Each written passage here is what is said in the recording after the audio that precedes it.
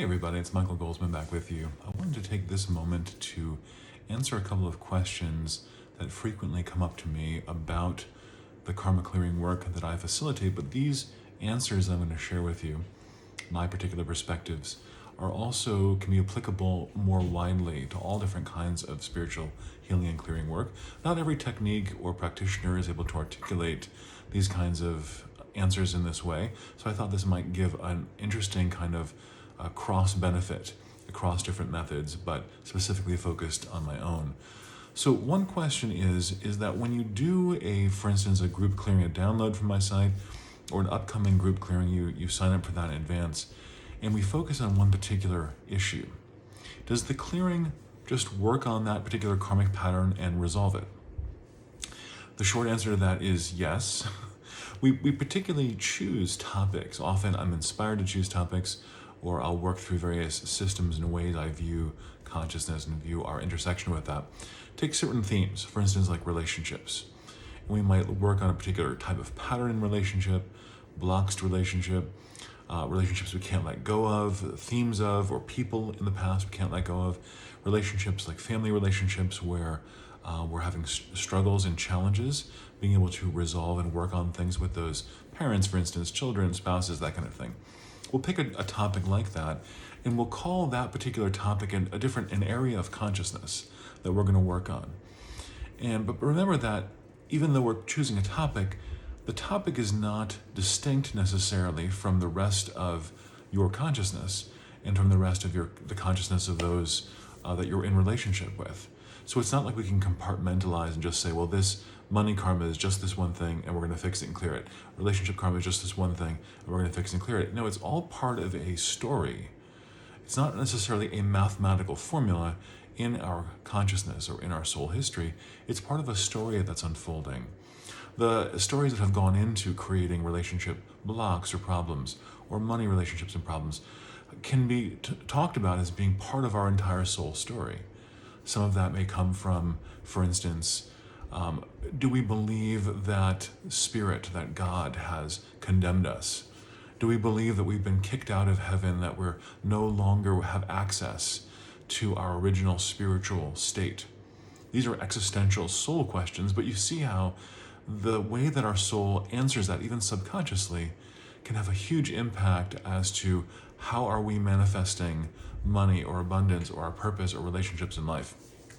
So in the clearings, we kind of break that down. We take one particular topic and we focus more on that topic, but that's not to say that that one clearing is the be-all, end-all of that topic, or if that's all you may personally need on that, because I say this a lot, that karma is dynamic, where it's constantly the story unfolding. We're also creating it, recreating it, building new karma that might be positive or negative in this given moment.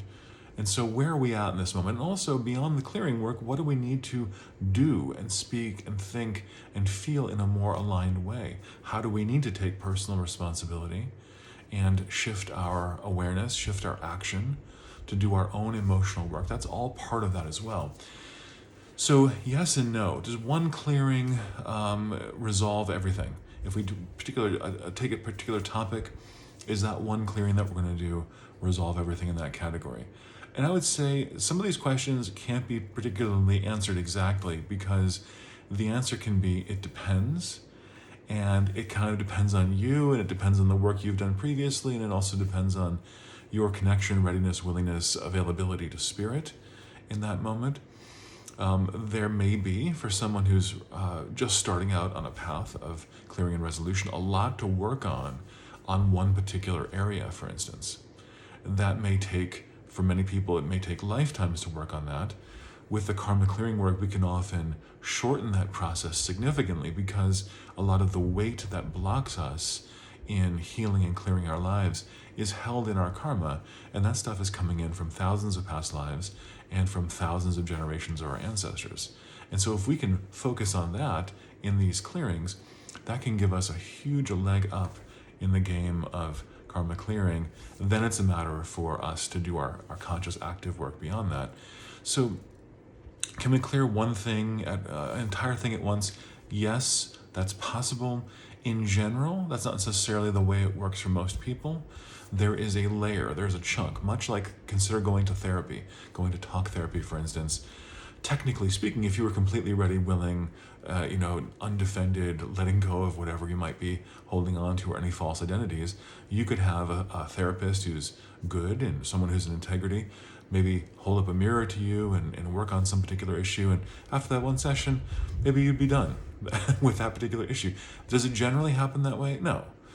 Because there's a working through of our readiness and willingness to let go, and there are layers that we've often built up that need to be worked through sequentially over the course of time. That's what I would also say about the group clearings. The question of if I listen to the same audio recording multiple times, does that have any benefit? And I would say yes, and I encourage this as frequently as I can remember to at the end of the group clearings.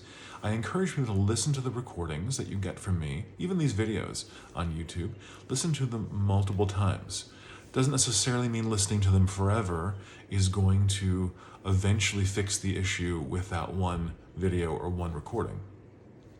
I recommend people to do 5 to 10 times of listening. It's a good moderate amount. It's not excessive, but it's also more than once. So why do I say to listen to the recordings more than once? It has to do with our own ability to let go and our own ability to receive. I cannot, nor can Spirit or God or whatever that power is, force you to let go of anything at any particular time. When you listen to the recording the first time, you will often clear and release things depending on your natural readiness to do so. But there may be some things that you kind of like, I don't know if I'm really ready to let that go yet. But as your consciousness gets the sense of, wait a minute, I've listened to this recording once, I didn't die, nothing terrible happened. The ego always wants to say that something, the worst possible scenario is going to happen.